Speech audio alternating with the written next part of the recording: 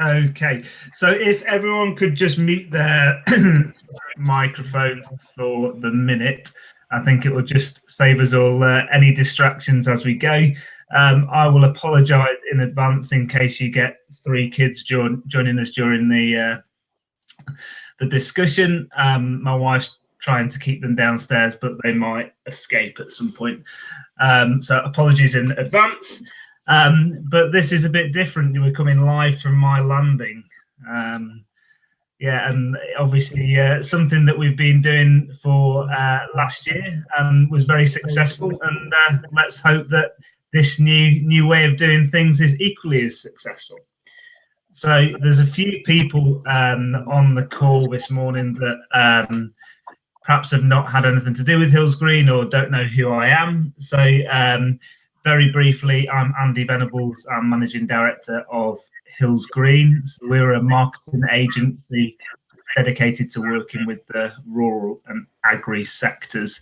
As you'll see in that photo, agri is very much a passion of mine. I farm with my parents' business in Cheshire. We're a dairy farm.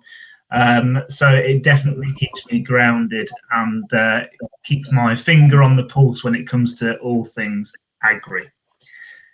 So just a quick bit of housekeeping, because this 8x8 software might be a bit new to everybody.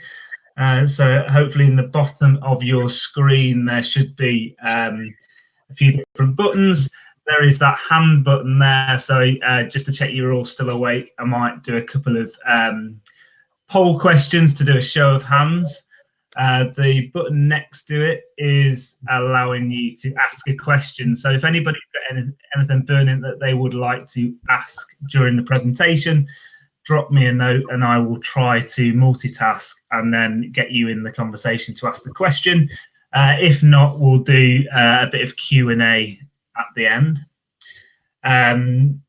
The mute button there, so if, like I say, if you just keep everybody on mute so we don't have any well, that's good timing, isn't it? Yeah, I don't know how to turn my office phone off. And then the video so we can see your lovely faces. And if you're eating breakfast, just remember, try not to multitask and get those crumbs in the keyboard. Okay, so this morning we are going to be talking about how to improve your sales process. This is a topic that we actually chose back in January, but I couldn't think, given the circumstances, any more important topic to be discussing at the minute. I know from a lot of our agri clients, they're actually experiencing high demand and interest at the minute in the current circumstances, which is obviously great, but also presents challenges of a different kind. But also we've got plenty of clients and know that plenty of businesses are really struggling, and if not, that they can't actually be in business over the next few months until the coronavirus restrictions are taken away. So equally for those businesses, it is a good chance to re-look at your marketing, how you do sales, and start putting some processes in place so when things do start getting back to some form of normality, you can actually move forward with a process that you feel strongly is going to work for your business. So just a couple of people joined again. So if you could just put yourself on mute while we're doing the presentation, and then any questions we can ask at the end. So for those of you guys who are familiar with the Rural Roundtable, last year I took you through our effective marketing planning template.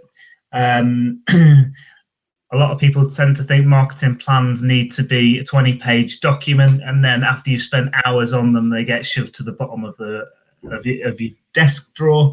Ours is very much a simple one-page template that takes you through the various process in order to ensure that your marketing can be as effective as possible. So what we are doing today is really following on from this. Marketing is very much about building awareness and generating new leads. But then it's once you've got those leads, how do we turn these into business? Anybody that's wasn't with us last year for the marketing planning workshop, just drop us an email afterwards, and I'll send you a PDF template for you to use. So, like I say, marketing is very much about filling up your bucket with sales opportunities. If you've got a well-executed plan, it will generate awareness to your target audience, who you are, what you do, and why people should do business with you. Again, there's a good video from a guy called Simon Sinek on understanding your why. So if you've not heard about that, search for it on YouTube. It's a very good watch. But effectively, what your marketing is doing is trying to get your target audience to perform an action. It's basically to put their hand up to say that they're interested, whether that's as simple as joining an email newsletter, visiting your website, or visiting your shop, perhaps creating an account with you from an online point of view, placing an item in the basket, maybe downloading a white paper, or just simply browsing your products.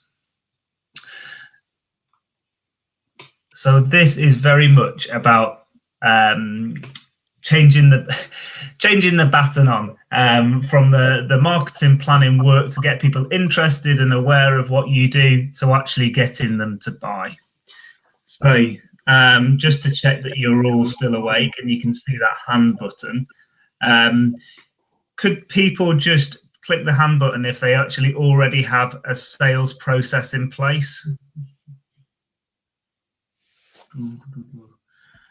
1, 2, 3.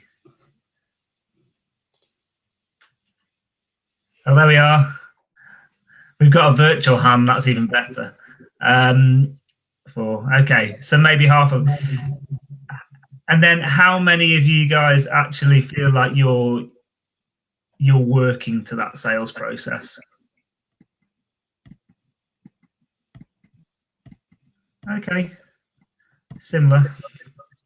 Right, well, hopefully this morning I will help you to improve that process and try and stop there being such a leaky bucket in your sales process. There's going to be lots of puns along the way, by the way.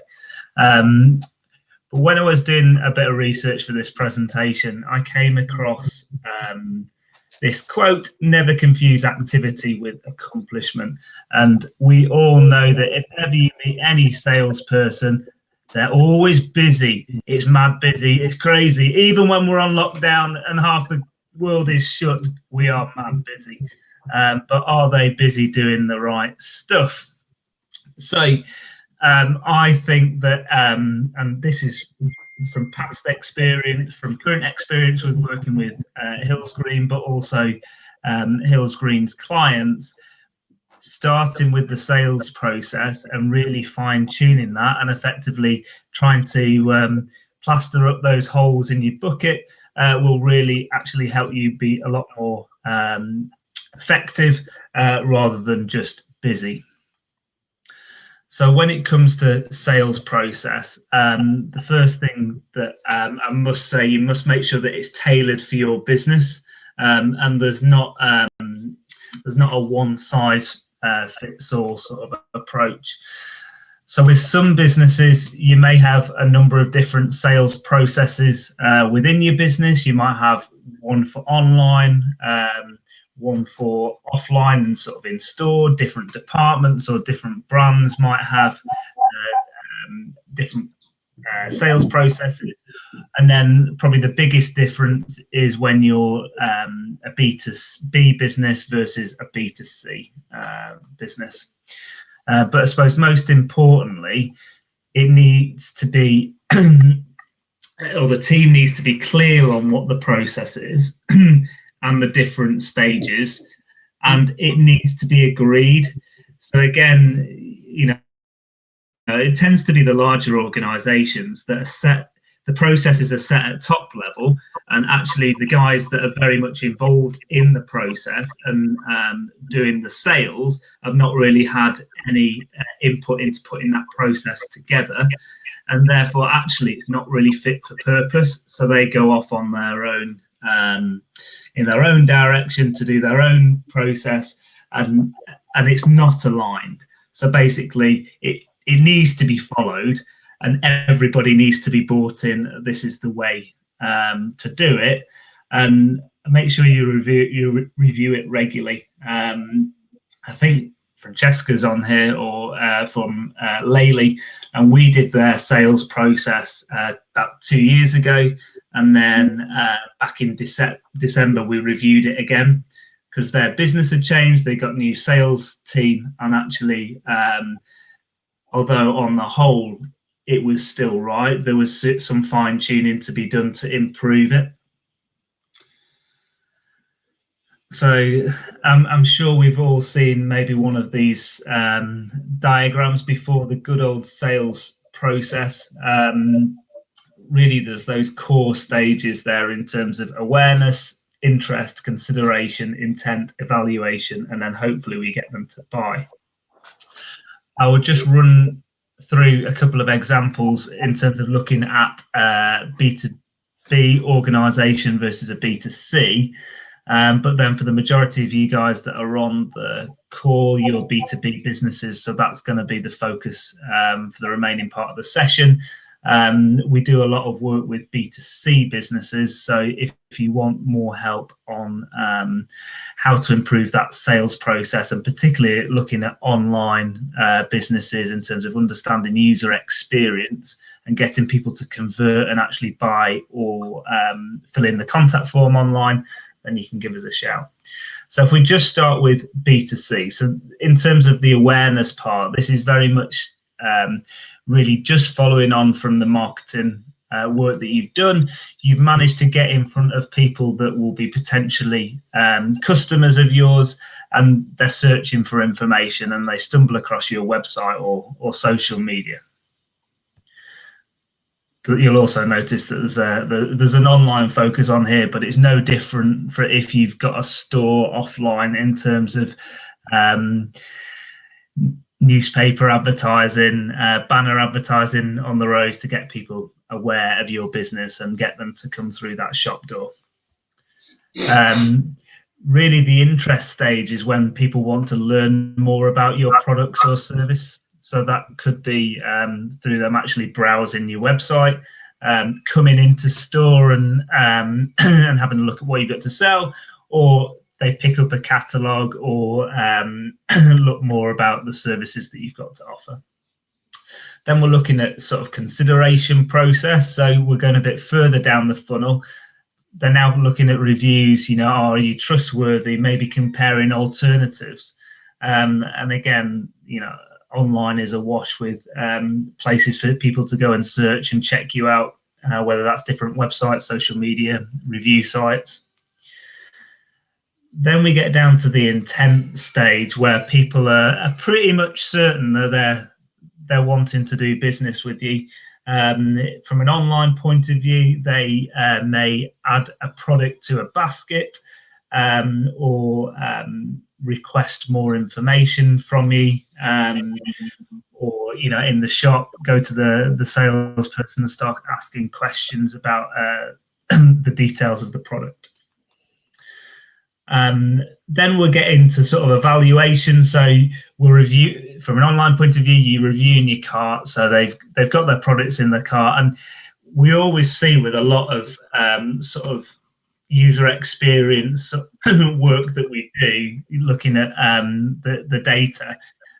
There's a big, and if you look at any psychological books of selling, there's always that doubt when it comes to before they submit their bank details, and quite often people will abandon their basket, and therefore will look at almost like a recapture campaign, whether it's via email or a text, to get them to come back and sell.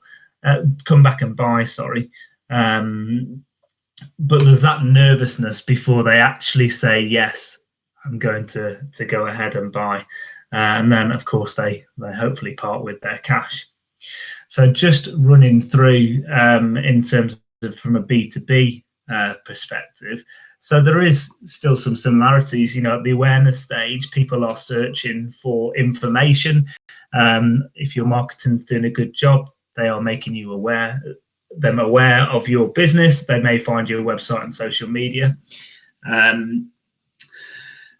They'll then do a bit more research on your product or service, whether that's on your website. Maybe they sign up to your e-newsletter. They might read a blog. They might download a white paper. Consideration process, so request more information. So from a service business, they might put their hand up and give you a call to request a meeting or quote. I'm sorry if you can hear my kids screaming in the background, but hopefully you can still hear me. Then we get to the intent stage. So I've worked with whether it's Laley or machinery businesses where actually they need to demo their product before they'll go any further. Or they, they're sat around, they are serious, they've got a problem that they've come to you with, and hopefully that your business, either product or service, can help solve that, and therefore that you'd be looking at putting a proposal, pitch or tender together. Evaluations, they'll be reviewing your proposals, and there may be a bit of negotiation in there. And then usually with B2B, it tends to be a bit more formal, and it's a signed contract and you win that new client.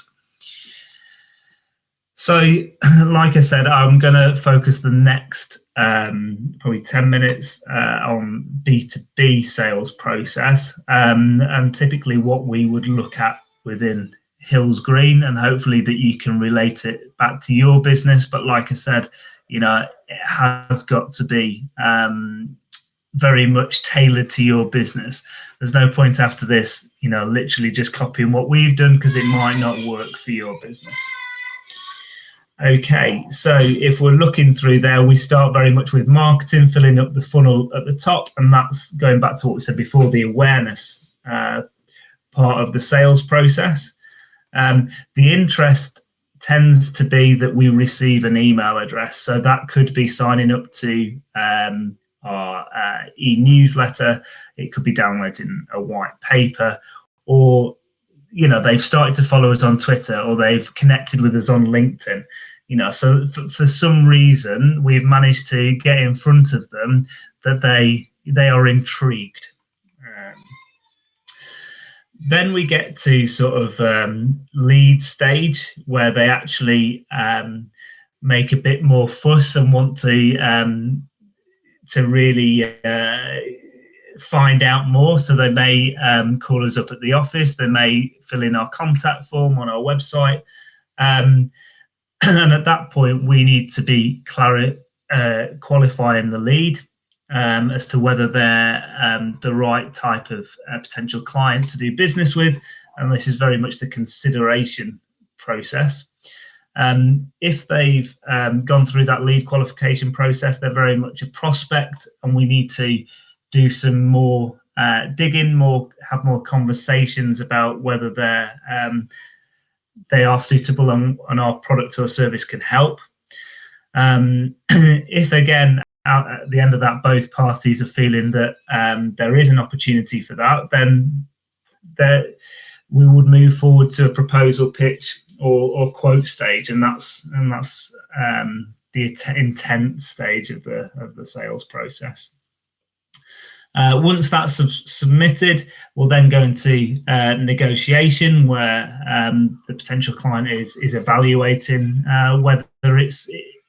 whether we are the business to work with, and then we then have a verbal approval stage, because nothing's ever agreed until we get signed on the dotted line, and of course they buy. So just taking through each of those each of those stages, I just want to go through where potentially there is a leaky bucket and you can miss opportunities. So going back to suspect, this is when somebody is literally just started to show a bit of interest in you, i.e. they've given you an email address, connected with you on social. The biggest thing here is don't ignore your suspects. Hopefully you get a little bit of a laugh there. Because if you're ignoring your suspects right at the top of the funnel, then you're potentially losing out on missed business opportunities. So what happens at this point? So it could be as simple as, if they followed you on social, you follow them back. If you've received their email address via downloading a white paper or through your blog, then what's your process for getting them on your email newsletter? If they've connected with you on LinkedIn, drop them a message back to say thanks for the connection. What's made you connect with me today? Or maybe invite them to your next event. And just with that, a lot of this can be automated, particularly from a social point of view. There's a site called If This Then That, ITTT, which basically you can set up to say that if people follow you, want to follow them back, or if they follow you or want to send them a message back. Obviously, if you run in email newsletters, you can use fairly simple systems, even using something like MailChimp or Campaign Monitor, to ensure that they're added to your next email newsletter. LinkedIn is probably less easy to automate, but again, it's all a part of the process, and just making sure that you and the rest of your team are following that same process in terms of how they deal with connections on LinkedIn. But particularly with email, there's a lot of opportunity there to add big value by automation, and that's something that we can help you with if you would like to know more.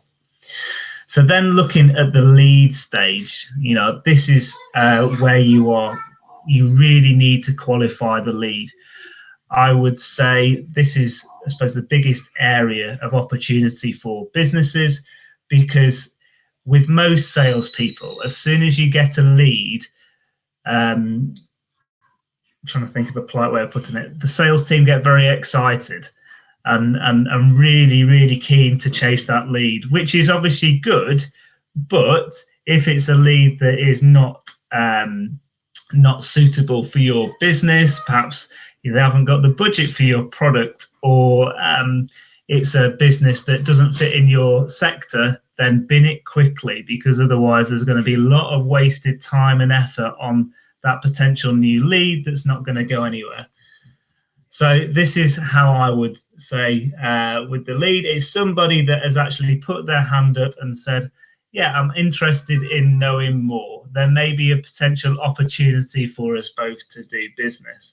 So how is this lead qualified?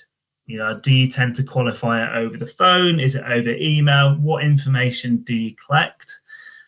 Does everybody collect the same information? So if it's, again, an office environment where there's a number of different people answering the phone, and somebody rings me up and says, I'm interested in X product, who does that phone call go to? Is it the receptionist that takes the phone call?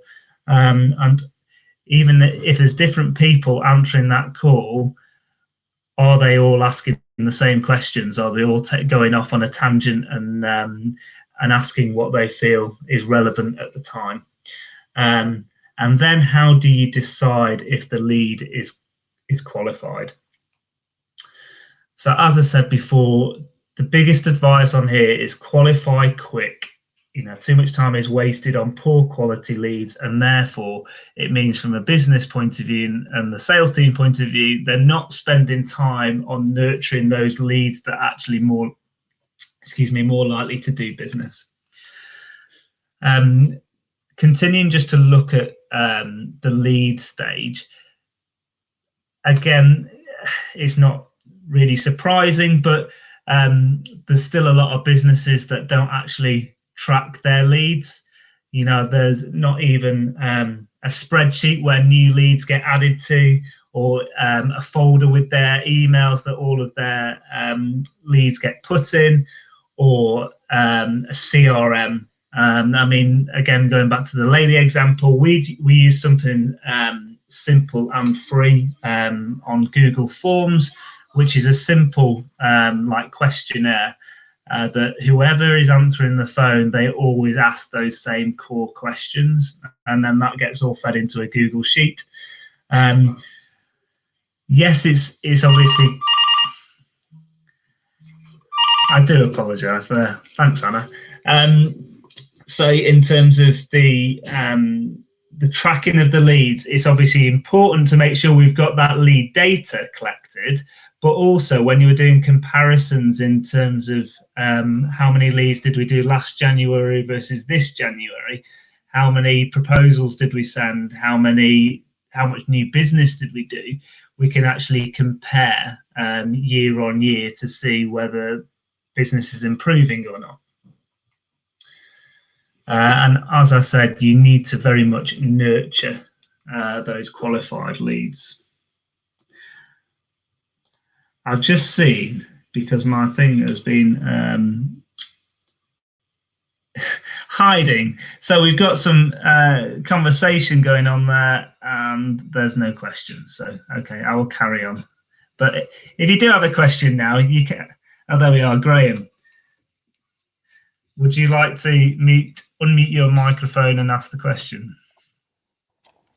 Well, not so much a question, Andy, but just an observation. In I'm getting feedback here. We log all our leads onto. There's a separate part of Xero, Work Smart Max, and we use that because you log the lead, and then when you convert it to a job, all the information's in Xero for the accounts package. So you load everything once at the time somebody phones you, so we can keep a track of all the inquiries that way. Yeah, that's a really good way of doing it. I mean, we use HubSpot, again, which is a free tool, and actually that connects with your Outlook. So if I get an email from a potential new lead, all I need to do is click one button that says add to HubSpot CRM. HubSpot then look for that company's domain, and basically it fills in all the information for you, so their head office address, their phone number, and then pulls in the individual's contacts from the email that I've saved. So it's a relatively quick way of doing it, because the biggest reason why people don't track this is because, again, salespeople want to be selling, and they don't really want to be doing the admin, filling in the forms. So as much as you can cut down that admin and make it easy, the more likely that people are going to actually start tracking these leads. Is there anybody else on here that uses any other form of CRM or sort of system to track their leads?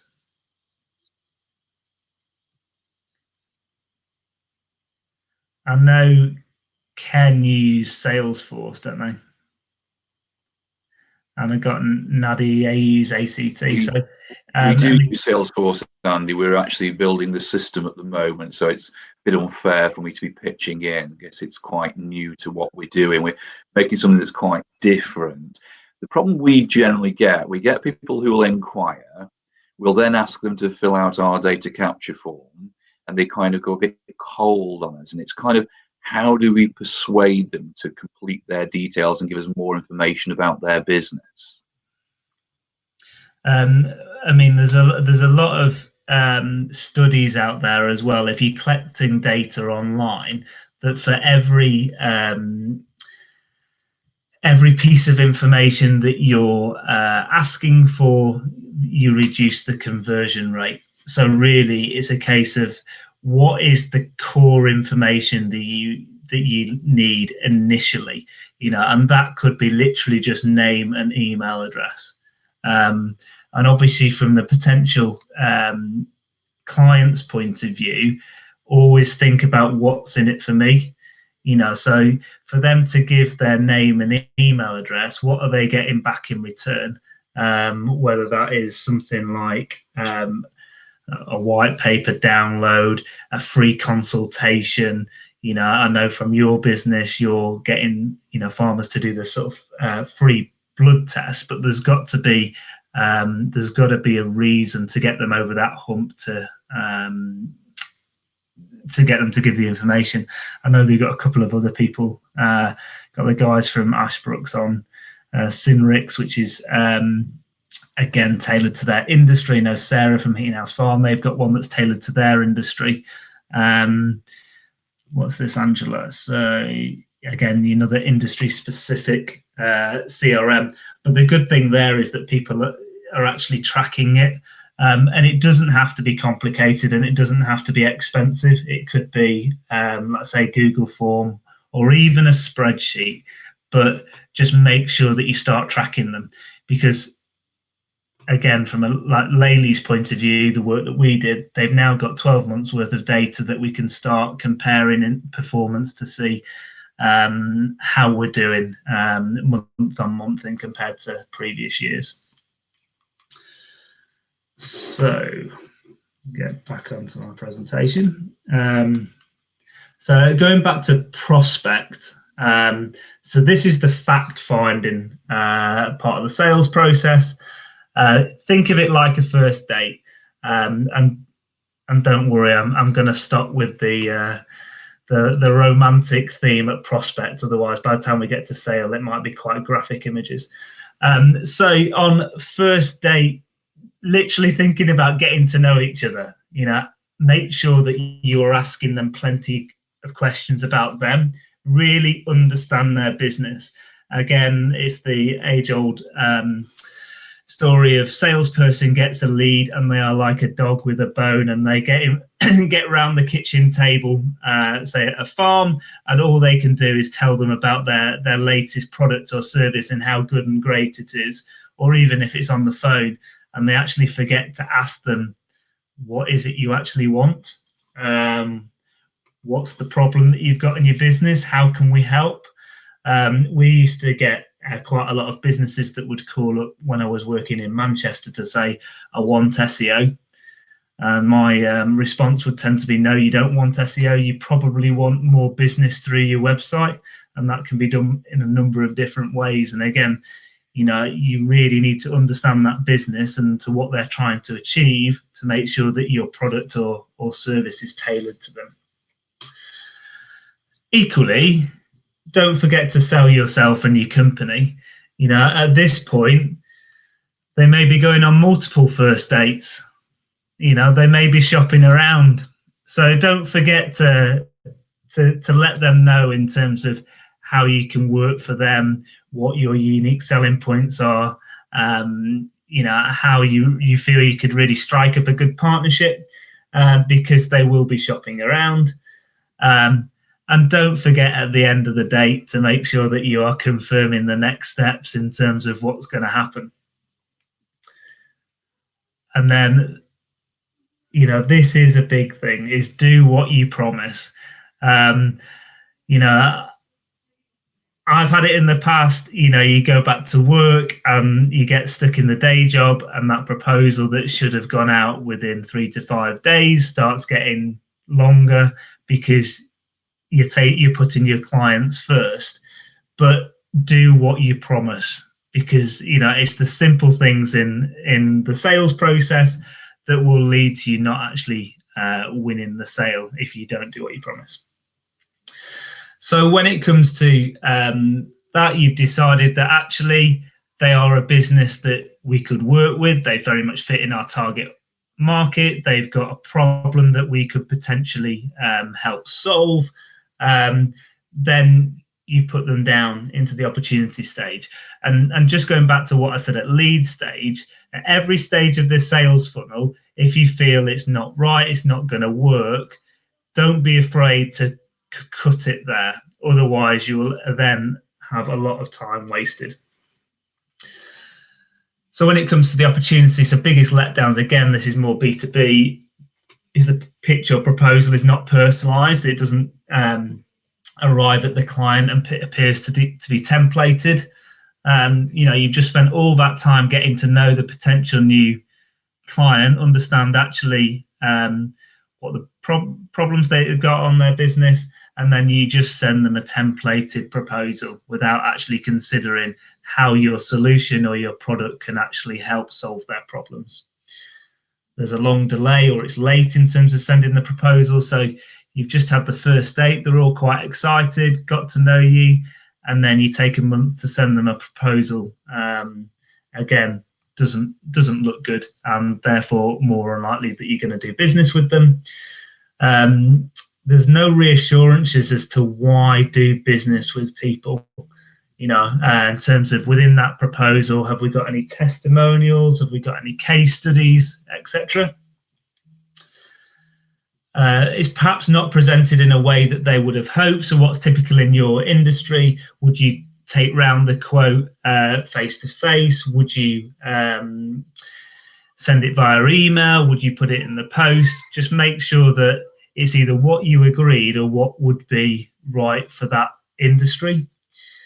The pricing and breakdown in terms of, particularly for the larger sales, don't just put a stonking great big price at the end of your proposal. Make sure it's really broken down in terms of what they're going to get for parting with that money. So negotiation, I could do a whole session on negotiation in terms of how to get that right and how to make it work for you.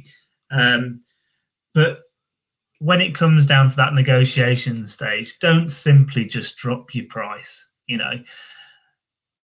If you've pitched it right and you've done your costings as a business, and if you looked at what your competitors are charging, your price should be there or thereabouts, or you should be able to justify why it is slightly more expensive than competitors because of the value, the quality, the service, etc., that they're going to get for that additional money.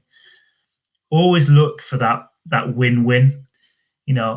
Again, thinking back to that first date, what are they really after, and how can you help solve their problem?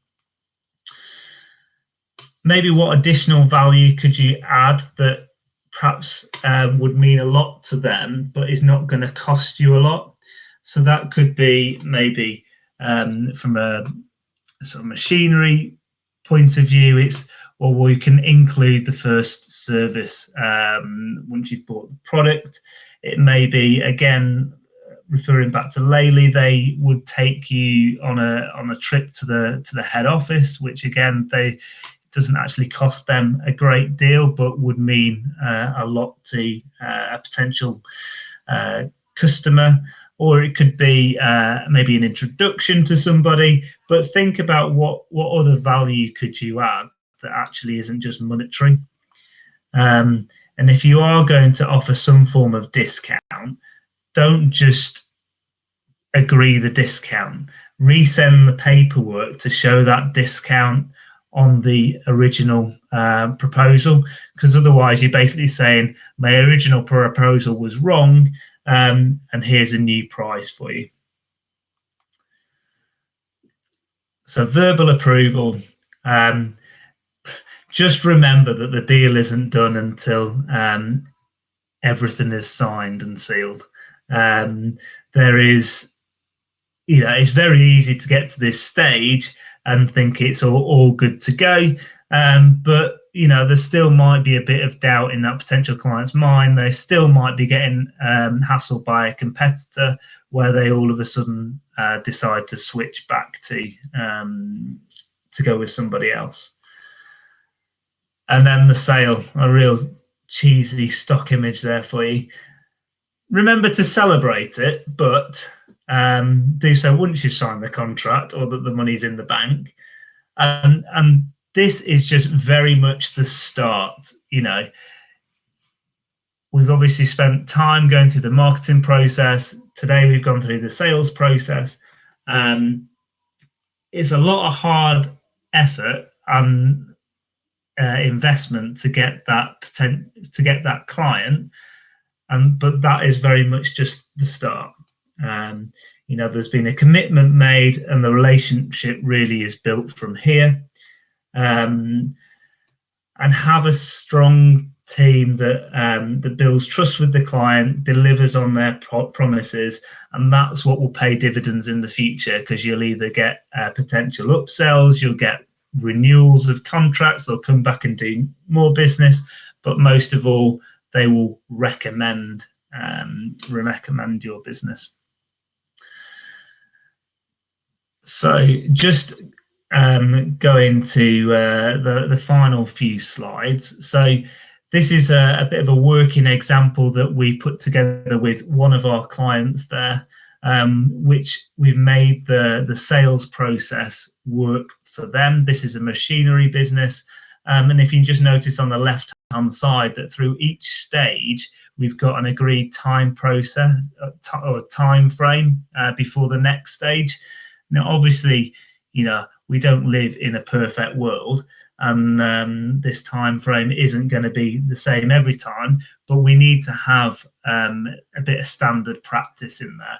So, for example, once a lead has come through to the business, there's been a call, email, it's 24 hours at the most before that lead is qualified. So if they called in the office and the person there to speak to isn't there, within 24 hours, they will give them a call back and they will go through that qualification process. And again, just to sort of lean into this example a bit further, is the qualification process didn't used to be done until actually they'd got on farm to speak with the potential client and really understood whether they're right. And there was a lot of wasted time driving around the country to go and qualify leads, when really a few key questions at the initial part of the sales process, we would have been able to qualify and stop that wasted time on both fronts. Then there's a fact find stage where they actually go on farm and understand their business more and how they can help. They've got a stage in there was an opportunity to give them a factory visit, or they will quote, and therefore they go into negotiation, which they always have a follow-up meeting, which again goes back on farm, and then they do the demo. Again, another problem with this sales process previously is the demo was always done further up the sales process. There was a lot of cost involved in getting that demo to happen, and really a lot of wasted costs, because the people hadn't actually decided whether they were going to go with it or not.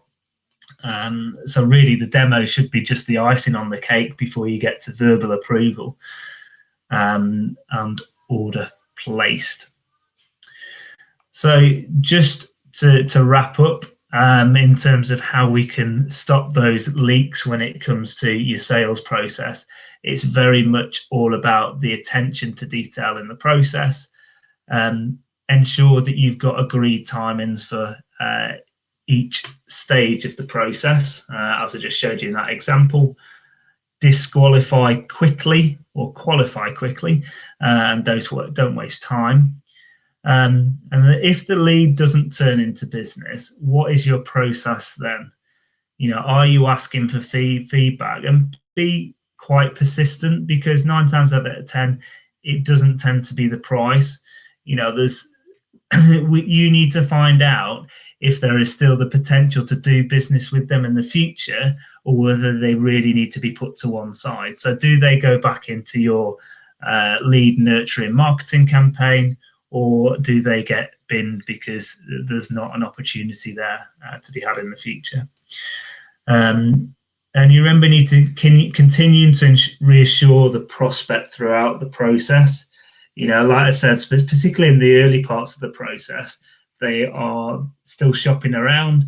They're looking at their options. So throughout that process, you need to make sure that you're continuing to put forward in terms of why do business with us, and how you can help, and really start to build that trust with the potential client. I know from a lot of businesses, they can really help by getting them on the phone earlier in the process, because in a phone call you can actually start to build trust and really understand their business, whereas an email tends to be colder.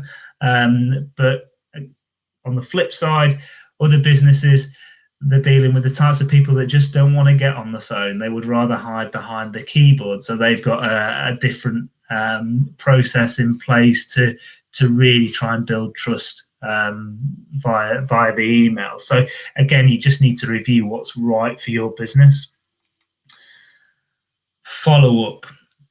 So it's so easy to get to the stage where you have submitted a proposal or pitch, and then you've gone back to your day job, and you now just sat there twiddling your thumbs, waiting for them to get back in touch. Sometimes those potential clients are waiting for you to get in touch. Are you keen to work with them? So please don't forget to follow up. And again, don't leave it too late. There's a fine line between following up and peeing somebody off, but show that you care and show that you really want to do business and help them, because ultimately that's why they've come to you.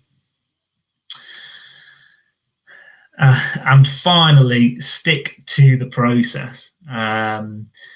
So the prospect should have the same experience, whoever they're dealing with within the organization. And this comes back to earlier on in the presentation, that you really need to get buy-in from the team or the people that are involved in the sales process, that they feel it's fit for purpose. Because once you've got that buy-in, you're more likely to get them to stick to the process. But there's nothing worse from a potential new client ringing in and getting one experience, and then their mate ringing in and then getting a completely different experience.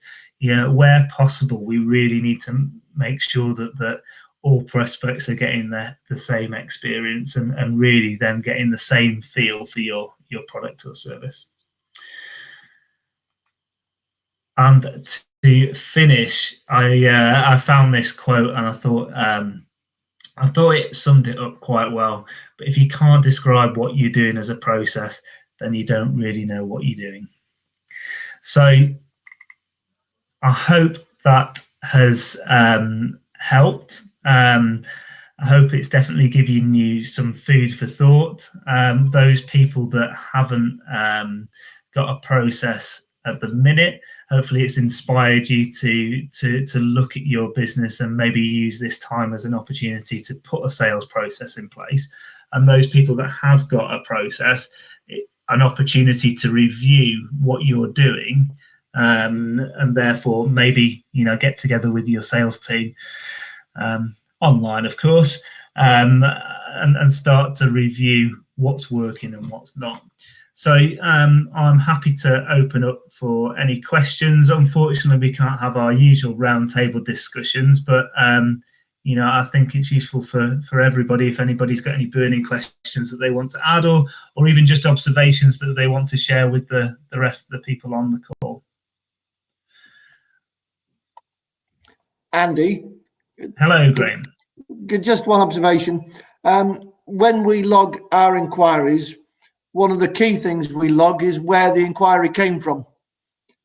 That way we know which bit of the marketing is working, whether it's social media, website, knowing us coming to seminars or whatever, because I think that's one of the most important things we can get on our CRM. Yeah, couldn't agree more, Graham. You've been very well trained.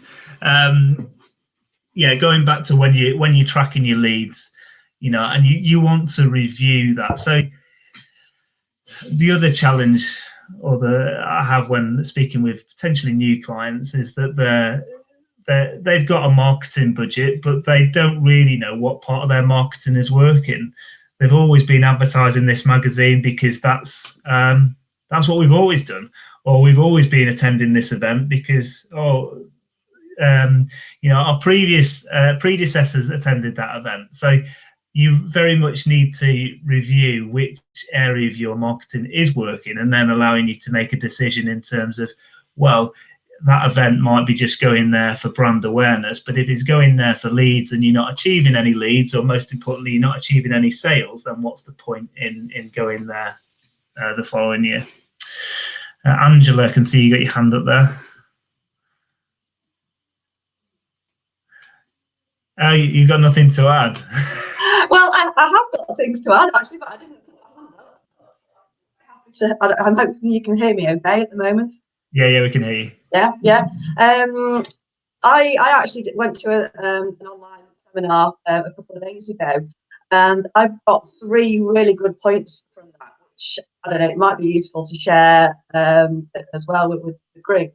But I sort of put an agricultural slant onto it as well. So they put forward 3 actually quite good questions if people are struggling to sell in the current climate. So maybe first of all, sell your product to someone differently. So if, for example, you only sell your hay and straw to farmers and focus on the equestrian market, or some other different sector that you could sell your same products to. Alternatively, question 2 was, could you sell to someone different? So I don't know, a different sort of industry completely. Also sell in a different way rather. So if you only have a shop, then consider doing deliveries or selling online or something like that. And the final thing was to sell to the same, sort of tweak your product so that you can still sell in the agricultural industry. So for example, if you focus purely on selling to beef farmers, is it something that you could make a slight alteration to see if you are just as attractive to dairy farmers as well. So yeah, just a couple of ideas that I wrote down from a previous seminar about how to make possibly some quite minor changes, which hopefully could keep your sales process flowing in these very uncertain times, really. One thing actually maybe might be of interest to other people, that we've set up something with the Cheshire Show. Obviously that's been cancelled now, but we have organised a virtual Cheshire Show in the June issue of the Farm Mart magazine. So anybody that was an exhibitor at the real Cheshire Show but wants to come in the virtual one gets like a sort of trade stand type advert in that section. But they get double the space. So they've got space for a normal advert, and they've got space for a sort of editorial write-up, case study environment that they can sort of have an extra boost to explain what they would have been showcasing for that. So that's our sort of minor tweak that we've done. Now we can't sort of go physically to the Cheshire Show. We've sort of made an on-paper one. So, good. Yeah. Nice little plug there, Angela. Hannah, where's Hannah? She sent a message about how do you review whether your advertising is working. Do you want to explain a little bit more about that? Or have we gone? Hello, can you hear me? Oh yes, we can hear you. Yeah. Hello? Yeah. Hello. So yeah, we do a lot of advertising in some of the big dairy magazines, so British Dairying and Dairy Farmer, and sometimes we just struggle to sort of pinpoint whether the advertising's working. For example, we could do an advert on a bull, and then obviously that particular bull could have an increase in sales that particular month, so we could track it that way. But say if it was just a generic advert, how would you track that? Yeah, it's always more difficult to track marketing performance offline than it is online. So obviously with online, if you're doing email or social media or your website, Google Analytics is your go-to place to actually see whether that's yielding people to that particular page, or therefore are they contacting you, and even you can use phone tracking that will pinpoint whether it's come from a paid search ad, social media, etc. Obviously offline is harder, but still not impossible. So if there's whatever the call to action is on that advert, see if there's a way to really strip it back to be able to track it. So what I mean by that is, if you've advertised, you push in a particular bull and you want them to contact you for more information, whether there is a specific phone number that you could put on there to track that number, or email address or landing page to send them to for more information, then you can actually see what's coming through. Obviously, the bottom line, whether your advertising is working, like you reference there in terms of sales, is obviously a good indicator of success. But when you've put it out in 4 or 5 different publications, it's hard to know actually which publication that's come from. And the other thing is even if it's for an offline piece of marketing, and say that you get a phone call into the office, is training the staff just to make sure that once they've had that initial phone call, just before about to finish, just out of interest, how did you hear about us? Because it's such a good piece of data that you'd be able to monitor. And we did it for, there was a machinery sale actually up at Ashbrooks, worked with Rostons to help promote that. And we were able to pinpoint exactly where people had heard about them. And they used offline forms of marketing as well as online, including the likes of Farmers Guardian. And it was just from literally asking that simple question in terms of, how did you hear about us? Hopefully that helps, Hannah. Yeah. Mm-hmm. Angela. Yeah, that's great. Thank you very much. Okay, Angela. I'll put my microphone on. No, I was just responding to that question that we use, that very same question that you've just done, but there's a tool called City Numbers. So that might be something to investigate. You can sort of buy a telephone number that looks almost identical to one that you have in your own office, but it just redirects to your main office, and you get a spreadsheet at the end of the month or whatever to say which telephone number has been used, so you can track your responses from that. Cool. So anybody got any final? Yeah, thank you very much. Cheers, Hannah. Anybody got any final questions before we wrap up? No. Well, when am I going to have a shave? When we come out of lockdown. Well, just from my point of view, thank you very much for everybody attending. Hopefully it's been valuable for you all. If you want to know any more information, drop me an email at andy@hillsgreen.co.uk, or give me a bell. More than happy to have a chat to see what we can do to help.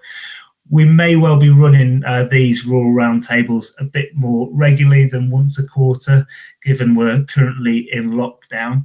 It takes a little bit less time to organise than actually getting the face-to-face with the bacon butties and the meeting room and stuff. And my colleague Liz Mortimer, who's recently joined us, is a whiz when it comes to email marketing. So we've pinpointed her to come on to the next session to talk you through in terms of how you can use email, one for client or customer retention and reactivation. And then finally, if I can get back to this presentation, most of you joined us at our Cultivate event that happened early on in January. So this is very much a leadership and business growth conference for the rural and agri sector. We've set up a Facebook group called Cultivate Your Future. Again, given current circumstances and people not being able to get out and about, we're already having some good discussions on there. So it's like-minded people in our sector. So if you've got a question or whatever that, or a challenge at the minute that you've got as a business, pop it on there, and I'm sure there'll be plenty of people willing to get involved. Thank you. And if you enjoyed what I had to say this morning, feel free to drop us a review on Google. have been recording this webinar, so if you do want to go back and watch it, we will be putting it on our website. But that's it. I'll let you get on with your day, but thank you very much for taking the time out. Cheers.